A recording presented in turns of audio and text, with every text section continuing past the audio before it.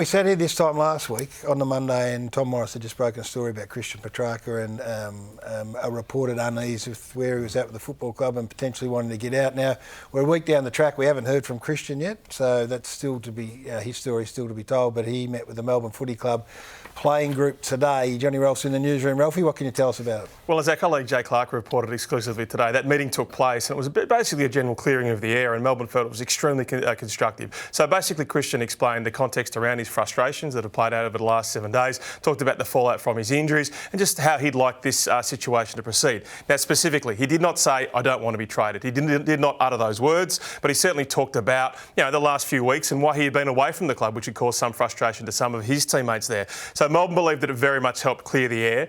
For its part, Melbourne would love him to just come out and say it. I'm going to stay at this football club. But they're not going to push him on that because they believe he's still working through the trauma of that mid-season incident. And when someone is in trauma, you give them all the time and space that they need. Now, it's almost like post-traumatic stress disorder. If you're really battling with something, it makes you consider everything that's come up to that event and what the future is as well. That's happened to Christian. So for all of his emotions and for all that pathos, he is going absolutely nowhere. Here is Alan Richardson, the Melbourne football boss, explaining the events of the day. Track today spoke about how he's feeling and how challenging this has been, the trauma of not only the injury but then the surgery, and I think the impact that's had on him mentally. I think that has been very difficult for him, and it's the fact that he told them today speaks to how challenging this has been. He hasn't really felt comfortable enough to be able to speak to the players about that up until now. He's got 5 years to go on a contract, and today was a pretty important step for him to be able to talk to the way that he's been feeling. But we love him. We know that it's been a challenging period. He's got 5 years. He's red and blue. He's going to make us better. So, Gary, you're heavily invested. What's your take and what happens from here? It's an interesting one. That is a really interesting one. And until we hear Christian speak, we're guessing a bit, and I suppose other people may be speaking on his behalf, or he might be speaking to other people. I was really glad that he got to the footy club today. I do think there's something in all this. I think the injury and how serious it was may have been lost on some. Certainly not from the senior people at the football club, but you know what it's like when you get injured. And the footy world revolves around Christian for good reason, because he's the best player, or one of in the top 3 or 4 best players in the comp, and he's earned that right, and you can get used to that, and then all of a sudden we all know the loneliest place in a footy club is when you get injured, because it doesn't matter if it's Nathan Buckley or Jonathan Brown. You get loved, you get your arms wrapped around you, and then guess what? The footy club moves on, and you're left looking, going, hang on. And I've been there. You go, oh, well, yeah, I was the captain, you know what? But you go, no. And I'm not saying that's happened, but that's how you feel. That's what it feels like. And again, until we hear Christian talk, I don't know the answer. But from a club point of view, get in the room. Get in the room and fix it. And whatever it is, fix it. He's not going anywhere. He and his manager went to the club and said, give us 7 years. Like they said, give us 7 years. The club said, we'd love to have you for 7 years. But with the 7 years, that then stops you doing a whole host of other things, understandably, because you're so thrilled to have him. You can't then turn around and demand or say, I want out. Well, you can, but it ain't going to happen. So we've all been there. We've had players that we've played with, for whatever reason, get a bit disenchanted, whatever. Get in the room, thrash it out, and be... I love Christian. I never want him to play for anyone else. Be the leader. Be the Patrick Cripps in the tough times who says, I ain't going anyway. I'm going to get this club through. I committed for 7 years. I'll get us back where we need to go. Gaz, in the pre-season into this year, there was questions around Melbourne's culture. Yeah. Does what's happened with Oliver throughout the year, what's happening with Petracca, does that speak to potentially having some concrete reasoning? I think there's some issues, and I'm defensive, so don't get me wrong, I'm defensive of Melbourne because they're my loving club.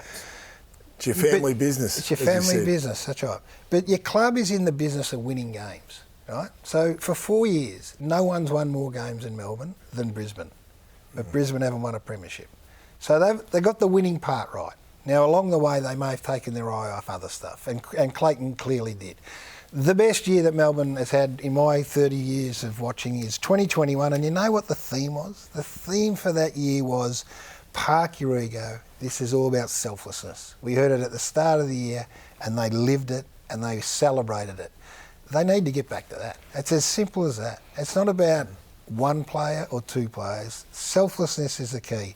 And I hope they get in the room and wrap their arms around Christian and do whatever it takes, because he's not going anywhere. And Christian should come back and be the best version of himself and help drive this footy club to where it wants to go. Could you see, under any circumstances, Christian Petracca traded from the Melbourne Football Club?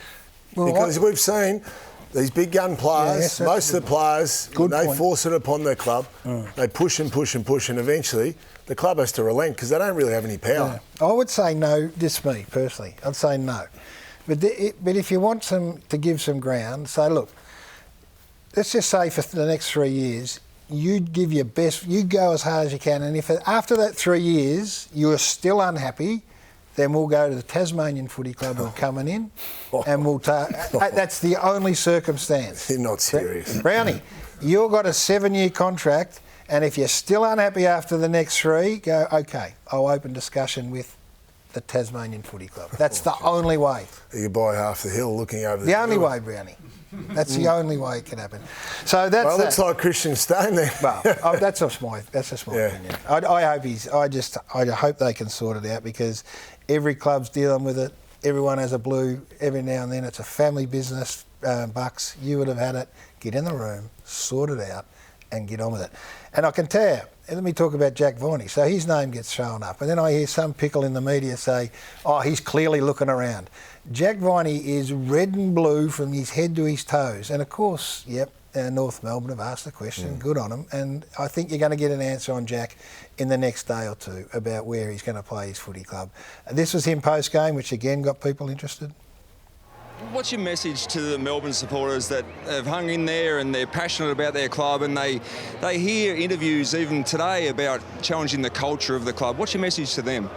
Oh, we've got a great group of players and staff here, so I'm confident of the future of this footy club, and it's been a disappointing season, but we're going to keep chipping away, and I'm really confident we can get back to our best soon. And you're not going anywhere? No, we'll get through the season and we'll see how it pans out. Yeah, that wasn't convincing. It's going to pan out really well. Mate, he changed from 2 days earlier, where he was a one-club player forever. What do you say? You love the club? He said, yeah, I do. Yeah, it was a bit slow, though. Watch how it pans out. Well, I'm telling you tonight, it'll pan out well. It's nearly like he didn't want to talk about it anymore. Yeah, maybe there's an announcement. I'll tell you when I'll tell you. Maybe there's an announcement coming. It doesn't help. It doesn't help when an opposition senior coach goes public in the manner that Alistair Clarkson did. I know there are people at North Melbourne who are filthy with... Alistair Clarkson on Thursday did a press conference. North Melbourne people went, beautiful, that's the way you should deal with it. Then he went on radio on Friday morning. Have a listen. Yeah, well, we're entering the silly season that's just unfortunate for players and clubs, really, that there's just so much speculation, and but we always leave that to our list management staff. We never comment publicly about any player that we're either trying to pursue or otherwise. I don't think that's fair on the player. I don't think it's fair on the club. Don't think it's fair on the opposition club. Do you want Jack Viney? We want anyone that's going to help us in that space. Jack's part of that, but you mentioned them all last segment. You know, Ollie Wines, we'd like to have a chat. Luke Parker. Luke Parker. There's Dane Rampy coming out. Cal Ward, there's these guys that are just terrific leaders who have been part of really, really successful programs. They're high-quality men. Stop on the Thursday, Clarko. Just stop. He said everything right. It's disrespectful for everyone. Don't come out and name players on the Friday morning.